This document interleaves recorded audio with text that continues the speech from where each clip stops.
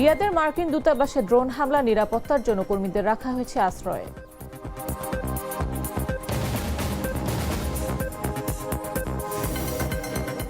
Tehran সহ ইরানের বড় শহরগুলোতে দফায় দফায় বিস্ফোরণ, নিহত ৬০০ ছাড়ালো। রাজনৈতিক প্রতিষ্ঠান ও রাষ্ট্রীয় টেলিভিশন লক্ষ্য করে হামলা। হরমুজ প্রণালী পুরোপুরি বন্ধ ঘোষণা করল ইরানের বিপ্লবী গার্ড। জাহাজ পারাপারে আগুনের হুমকি।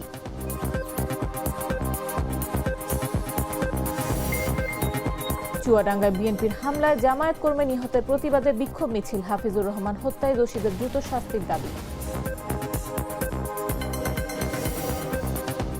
এবং যুদ্ধের কারণে দেশে ফিরতে দেরি, বিশেষ ব্যবস্থায় মুশফিকের ঘরের ফেরার খবর নিশ্চিত করলেন তার স্ত্রী।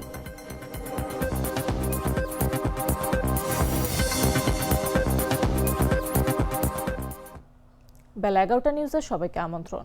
সাথে আছে আমি নাফিস আব্দুল্লাহ। সাধারণ খাবার এখন হবে অসাধারণ। প্রাণ স্বাদের মশলা, স্বাদ বাড়ায়, ঘ্রাণ ছড়ায়। সৌদি আরবের রাজধানী রিয়াদে অবস্থিত মার্কিন দূতাবাসে ড্রোন হামলা চালানো হয়েছে। মঙ্গলবার ভোরে এই হামলার খবর নিশ্চিত করেছে সৌদি আরবের প্রতিরক্ষা মন্ত্রণালয়।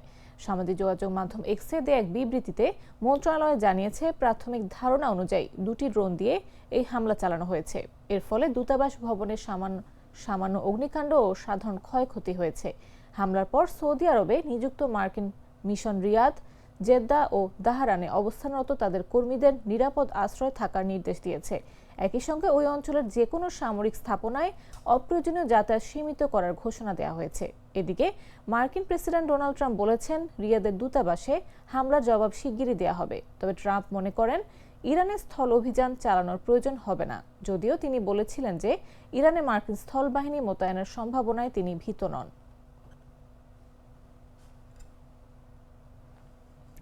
ইরানের রাজধানী তেহরানে সোমবার দিনগত রাত থেকে দফায় দফায় শক্তিশালী বিস্ফোরণের শব্দ শোনা গেছে।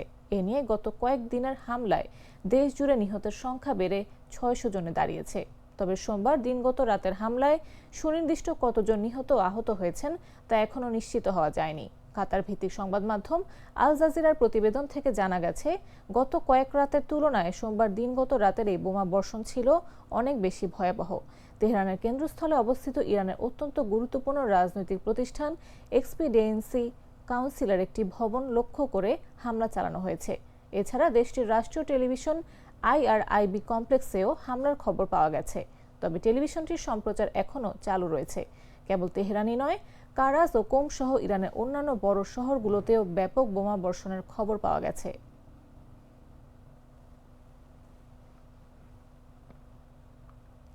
বিশ্বের অন্যতম গুরুত্বপূর্ণ সমুদ্রপথ হরমুজ প্রণালী পুরোপুরি বন্ধ করে দেওয়ার ঘোষণা দিয়েছে ইরানের ইসলামী বিপ্লবী গার্ড কোর।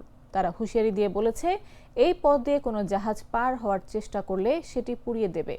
IRGCর নতুন প্রধান আহমদ ওয়াহিদের জ্যেষ্ঠ উপদেষ্টা ইব্রাহিম জাব্বারি সোমবার দেশটির রাষ্ট্রীয় গণমাধ্যমকে বলেন, প্রণালীটি এখন থেকে বন্ধ ঘোষণা করা হলো। কোনো জাহাজ এটি পার হওয়ার চেষ্টা করলে বিপ্লবী গার্ড ও নৌবাহিনীর সদস্যরা সেটি পুড়িয়ে দেবে।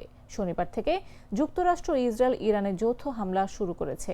হামলায় ইরানের সর্বোচ্চ নেতা আয়াতুল্লাহ আলী খামেনি সহ শীর্ষ কর্মকর্তাদের হত্যার প্রতিশোধ হিসেবে তেহরানে কঠোর পদক্ষেপ নিয়েছে।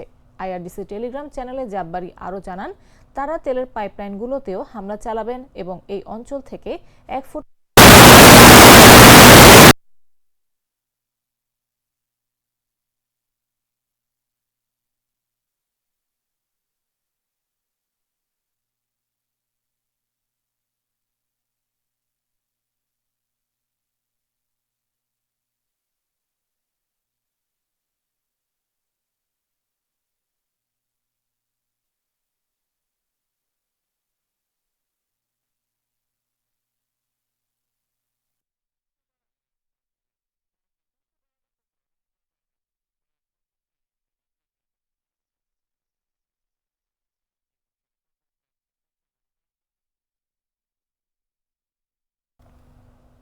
কোনো জাহাজ এটি পার হওয়ার চেষ্টা করলে বিপ্লবী গার্ড ও নৌবাহিনীর সদস্যরা সেটি পুড়িয়ে দেবে। শনিবার থেকে যুক্তরাষ্ট্র ও ইসরায়েল ইরানে যৌথ হামলা শুরু করেছে। হামলায় ইরানের সর্বোচ্চ নেতা আয়াতুল্লাহ আলী খামেনি সহ শীর্ষ কর্মকর্তাদের হত্যার প্রতিশোধ হিসেবে তেহরানে কঠোর পদক্ষেপ নিয়েছে। IRGC টেলিগ্রাম চ্যানেলে জাব্বারি আরও জানান, তারা তেলের পাইপলাইনগুলোতেও হামলা চালাবেন এবং এই অঞ্চল থেকে 1 ফোঁটা তেলও বাইরে যেতে দেবেন না। জাবারির দাবি, এই উত্তেজনার ফলে আগামী কয়েকদিনের মধ্যে বিশ্ববাজারে তেলের দাম ব্যারেল প্রতি $200 পৌঁছাবে। তিনি বলেন, হাজার হাজার কোটি ডলারের ঋণে জর্জরিত মার্কিনরা এই অঞ্চলের তেলের ওপর নির্ভরশীল, কিন্তু তারা জেনে রাখুক, এক ফোঁটা তেলও তাদের কাছে পৌঁছাবে না।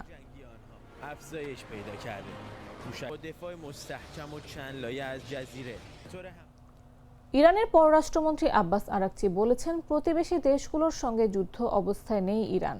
আমাদের সামরিক হামলা মূলত মার্কিন যুক্তরাষ্ট্রকে লক্ষ্য করে করা হচ্ছে, প্রতিবেশী দেশগুলোর বিরুদ্ধে নয়। তিনি বলেন, মধ্যপ্রাচ্যের দেশগুলোর উচিত ইরানের বিরুদ্ধে মার্কিন যুক্তরাষ্ট্রের কর্মকাণ্ডের বিরুদ্ধে চাপ দেয়া।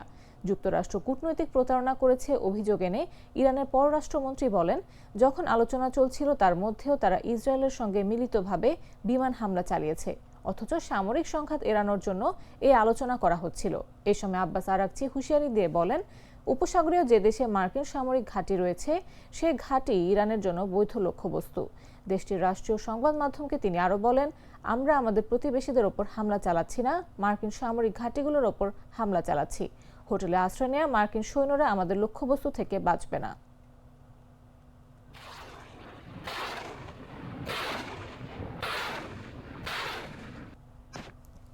ওমান উপসাগরে থাকা সব ইরানি জাহাজ ধ্বংস করার দাবি করেছে মার্কিন সেনাবাহিনী। সোমবার এক্স হ্যান্ডেলে এক বিবৃতিতে মার্কিন সেন্ট্রাল কমান্ড জানিয়েছে, দুদিন আগে ইরানের 11টি জাহাজ ছিল ওমান উপসাগরে, আজ সে সংখ্যা 0।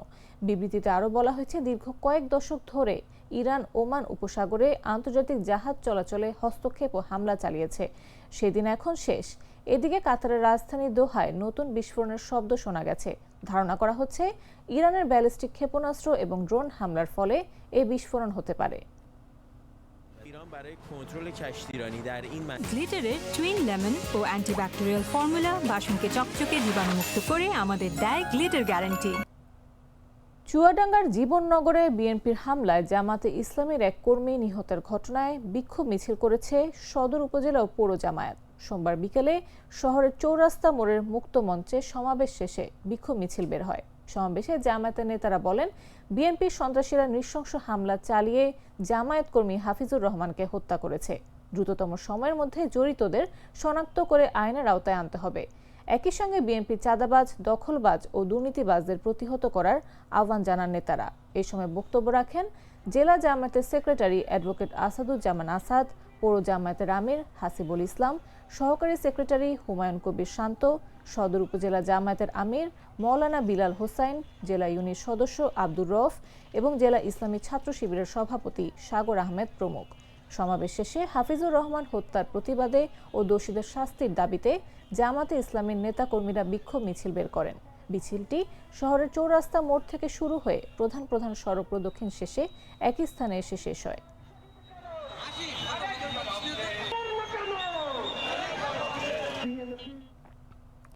সিরাজগঞ্জের রায়গঞ্জে একটি সরকারি পুকুর দখলকে কেন্দ্র করে দুপক্ষের সংঘর্ষে 2 জন নিহত হয়েছেন।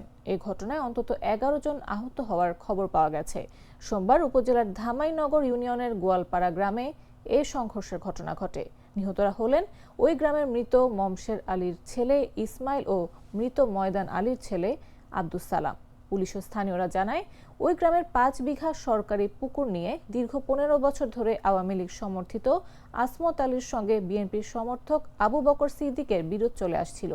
পতিত সরকারের আমলে আসমত আলী মসজিদের নামে লিজ নিয়ে মাছ চাষ করে আসছিল। তবে গত 5 আগস্ট ছাত্র জনতার অভ্যুত্থানে আওয়ামী লীগ সরকার পতনের পর আবু বকর সিদ্দিক 3 বছরের জন্য পুকুরটি লিজ নিয়ে মাছ চাষ করে আসছিল। তবে সোমবার সকালে আবু বকর সিদ্দিক তার লোকজন নিয়ে মাছ ধরার জন্য পুকুরে জাল ফেলে আসমত আলী ও তার লোকজন দেশীয় অস্ত্র নিয়ে বাধা দেয়। পরে তর্ক বিতর্কের এক পর্যায়ে উভয় পক্ষের মধ্যে সংঘর্ষ বাধে। এতে আবু বকর সিদ্দিক পক্ষের ইসমাইল হোসেন ও আব্দুস সালাম গুরুতর আহত হয়। পরে স্থানীয়রা তাদের উদ্ধার করে বগুড়া শহীদ জিয়াউর রহমান মেডিকেল কলেজ হাসপাতালে ভর্তি করলে দুপুর 2টার দিকে 2 জনের মৃত্যু হয়।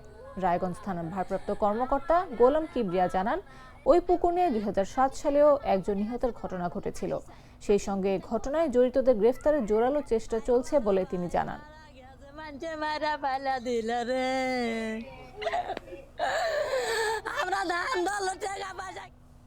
রাজশাহী বিশ্ববিদ্যালয়ের ছাত্র সংসদ সাধারণ সম্পাদক সালাউদ্দিন আম্মার ও বিশ্ববিদ্যালয়ের ছাত্র অধিকার পরিষদের নেতাকর্মীদের মধ্যে উত্তপ্ত বাকবিতণ্ডার ঘটনা ঘটেছে।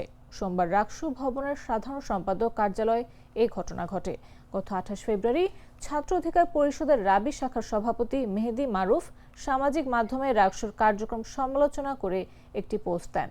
সেখানে তিনি লিখেছিলেন, রাকসু ফরজ কাজ বাদ দিয়ে নফল কাজে বেশি মনোযোগী। এর উত্তরে রাকসু জিএস সালাউদ্দিন আম্মারের মন্তব্য কুরুচিপূর্ণ দাবি করা হয়। মেহেদী মারুফ বলেন, এটি নির্বাচিত জিএসের পক্ষ থেকে নৈতিক স্খলন এবং সাধারণ শিক্ষার্থীদের প্রতি কুরুচিপূর্ণ মন্তব্য। তাই তারা বিশ্ববিদ্যালয় প্রশাসন ও রাকসুর সভাপতি অধ্যাপক ডক্টর সালেহ হাসান নকিবের কাছে এই বিষয়ে প্রতিকার চাইবেন। অন্যদিকে রাকসু জিএস সালাউদ্দিন আম্মার বিষয়টিকে মিডিয়ার দৃষ্টি আকর্ষণের চেষ্টা হিসেবে উল্লেখ করেন এবং বলেন, এটি বিশ্ববিদ্যালয়ের শান্তিপূর্ণ পরিবেশে হস্তক্ষেপের প্রয়াস।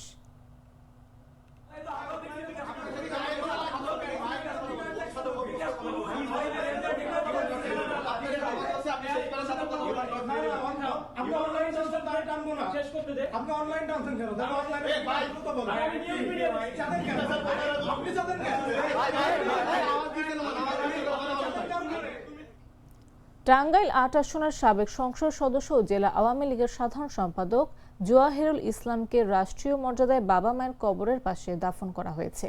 সোমবার বিকালে সখীপুর উপজেলার বেরবাড়ি গ্রামের পারিবারিক কবরস্থানে জানাজা শেষে তিনি সমাহিত হন। এর আগে সকাল 12টায় জেলা কোর্ট চত্বরে প্রথম জানাজা অনুষ্ঠিত হয়। পরে লাশ গ্রামের বাড়ি নিয়ে যাওয়া হয়, যেখানে বীর মুক্তিযোদ্ধা হিসেবে তাকে গার্ড অব অনার প্রদান করা হয়। বিকেল 3টায় দ্বিতীয় জানাজা শেষে পারিবারিক কবরস্থানে দাফন করা হয়। জানা যায়, জেলা উপজেলা আওয়ামী লীগ সহ বিভিন্ন রাজনৈতিক ও সামাজিক নেতাকর্মী উপস্থিত ছিলেন। পারিবারিক সূত্র জানায়, বার্ধক্যজনিত জটিলতায় ভুগছিলেন তিনি। 2024 সালের 5 আগস্ট ভারতে পালিয়ে যান। শারীরিক অবস্থার অবনতি হলে কলকাতার বেসরকারি হাসপাতালে ভর্তি করা হয়। চিকিৎসকদের ভাষ্য অনুযায়ী মাল্টি অর্গান ফেলিওরের কারণে শুক্রবার রাত 10:30টায় মৃত্যু হয়।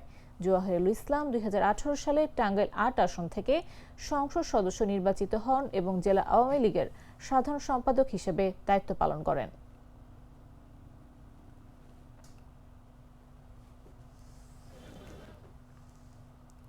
এবারে খেলার খবর। কররা কফি কঠিন স্বাদে, হাইকে বলো বাই।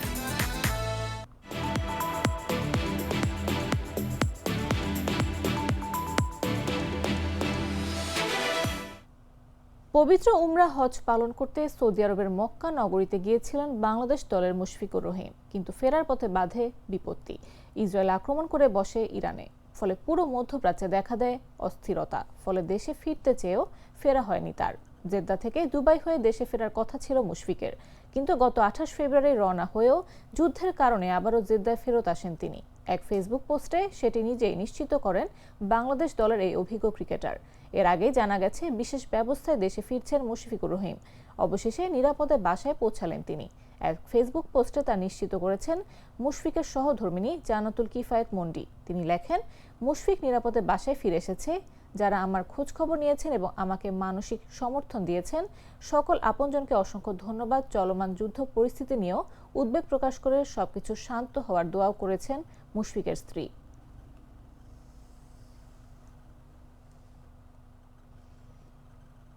সংবাদ শেষ করার আগে শিরোনামগুলো জানিয়ে দিচ্ছি আরও একবার।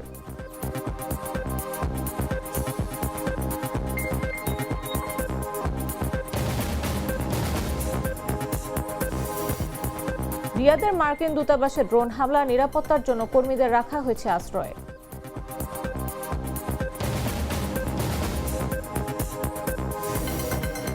তেহরান সহ ইরানের বড় শহরগুলোতে দফায় দফায় বিস্ফোরণ, নিহত 600 ছাড়ালো। রাজনৈতিক প্রতিষ্ঠান ও রাষ্ট্রীয় টেলিভিশন লক্ষ্য করে হামলা। হরমুজ প্রণালী পুরোপুরি বন্ধ ঘোষণা করল ইরানের বিপ্লবী গার্ড। জাহাজ পারাপারে আগুনের হুমকি।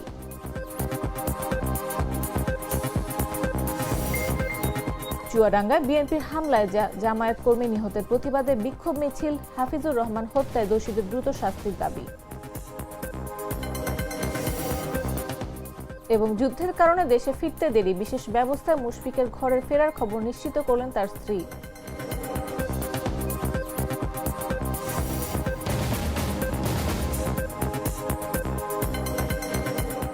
দর্শক, এই ছিল এখনকার মতো। এরপর দেখবেন দুপুরে একটা নিউজ। প্রতি মুহূর্তে সর্বশেষ খবর পেতে ভিজিট করুন jagonews24.com, ফলো করুন আমাদের ভেরিফাইড ফেসবুক পেজ এবং সাবস্ক্রাইব করুন জাগো নিউজের ইউটিউব চ্যানেল। এতক্ষণ সাথে থাকার জন্য ধন্যবাদ সবাইকে।